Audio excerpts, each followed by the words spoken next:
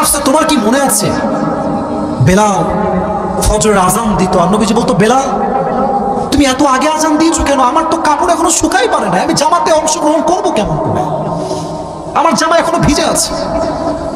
আল্লাহর ভালোবাসা কি দেখেন, যতক্ষণ পর্যন্ত নবীর জামা শুকাতো না ততক্ষণ পর্যন্ত ফজর ওয়াক্ত শেষ হতো না পরে সবাই। আচ্ছা হাফসা বলো তো, একটু বুঝে শুনে বলো তো, নবীজি কখনো কি এমন হয়েছে যে নবীর পেট অলওয়েজ ভরপুর ছিল?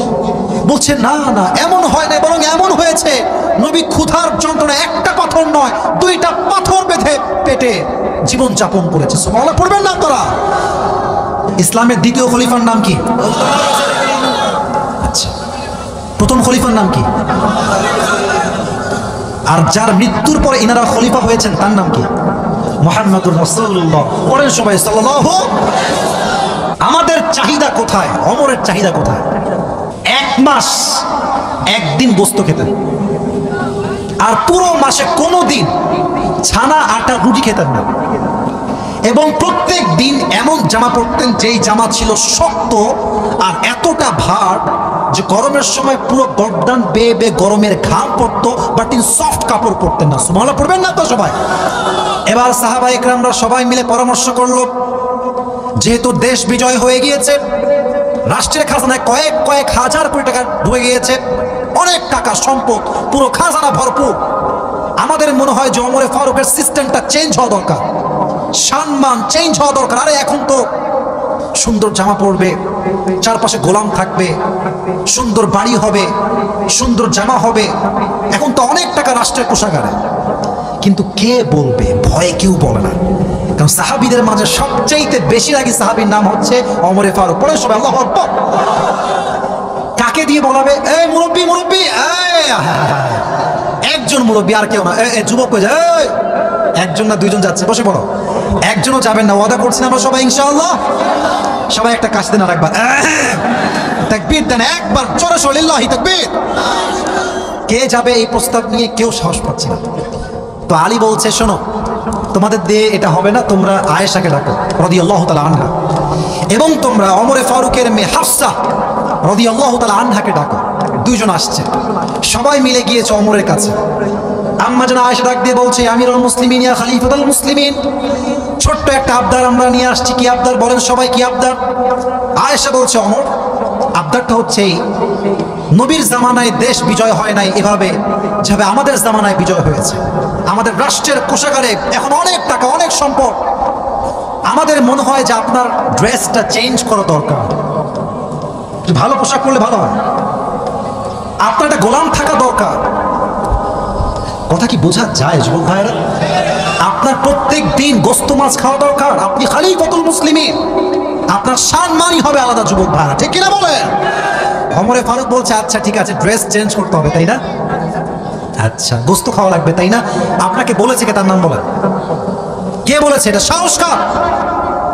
এবার আয়েশার চেহারাও নিচু হয়ে গেছে, হাফসাও নিচু হয়ে গেছে, কোথায় বলে না। এবার আম্মা জান আয়েশা একটু সাহস করে বলছে, আপনি কি রাজি আছেন কিনা আগে তাই বলেন। বলছে, আমি রাজি কিনা একটু পরে বলবো, আগে একটু এক্সাম্পল দেই। হাফসা দাঁড়াও, দাঁড়িয়েছে। আচ্ছা মা, তুমি তো নবীর সংসার করেছো, আচ্ছা বলো তো, মুরব্বী আব্বাজান, যুবক ভাইয়ারা, এই কথাগুলো হাদিসগুলো দিল থেকে শোনেন, দিল থেকে। আপনারা সবাই মধ্যবিত্ত পরিবারের সন্তান, আর আমরা সবাই তো মধ্যবিত্ত পরিবারের সন্তান। আমাদের জন্য এই হাদিসগুলো কাজে দিবে, আজীবন কাজে দিবে। ইট উইল মোটিভেট আস আ লট, অনেক বেশি মোটিভেট করবে আপনার জীবনকে সামনে এগিয়ে নিয়ে যাওয়ার জন্য। বলছে, হাফসা বলো তো, নবীজি কখনো কি একসাথে 2 বেলা ভাত খেয়েছেন?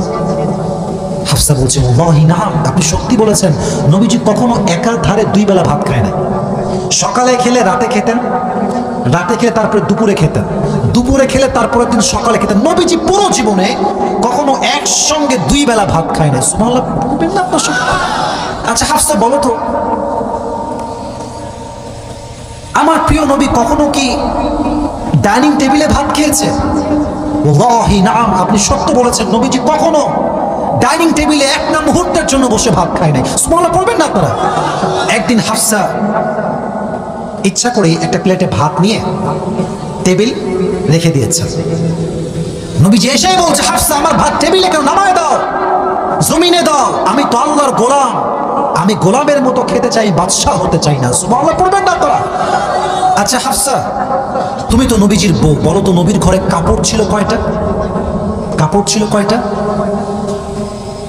হাফসা বলছে নবীর কাপড় ছিল মাত্র একটা।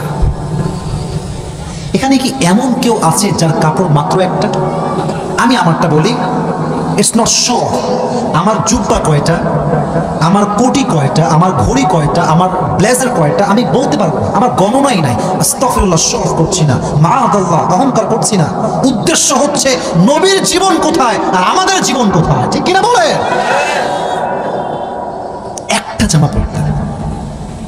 আচ্ছা হাফসা, তোমার কি মনে আছে বেলাল ফজরের আজান দিত আর নবীজি বলতো, বেলাল তুমি এত আগে আজান দিয়েছো কেন? আমার তো কাপড় এখনো শুকাই পারে না, আমি জামাতে অংশগ্রহণ করবো কেমন? আমার জামা এখনো ভিজে আছে।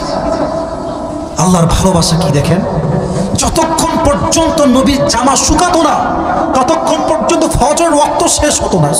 পরে সবাই, আচ্ছা হাফসা বলো তো, একটু বুঝে শুনে বলো তো, নবীজি কখনো কি এমন হয়েছে যে নবীর পেট অলওয়েজ ভরপুর ছিল? বলছে না না, এমন হয় না, বরং এমন হয়েছে নবী ক্ষুধার যন্ত্রণা একটা পাথর নয়, দুইটা পাথর বেঁধে পেটে জীবন যাপন করেছে। সুবহানাল্লাহ পড়বেন না আপনারা? এবার বলছে হাফসা, তাহলে তোমরা আমাকে কেন ড্রেস চেঞ্জ করতে বলছো? তাহলে তোমরা আমাকে কেন আমার কাপড় চেঞ্জ করতে বলছো? তোমরা আমাকে কেন বলছো 3 বেলা ভাত খাবার জন্য? তোমরা কেন আমাকে গোশত খেতে বলছো? মাথায় রাখবা, 3 জন বন্ধু ছিল, তাদের গন্তব্য ছিল আল্লাহ তাআলা। প্রথম বন্ধু সঠিক রাস্তায় গিয়েছে, নবীজি পৌঁছে গিয়েছে। দ্বিতীয় বন্ধু আবু বকর পৌঁছে গিয়েছে। এবার আমার পালা, যদি আমি আমার সঠিক রাস্তায় চলতে পারি আমাকে আল্লাহ তাআলা নবীর সঙ্গে সাক্ষাৎ করায় দিবে জান্নাতের ভেতরে। সুবহানাল্লাহ পড়বেন না আপনারা? চাহিদা কম রাখেন,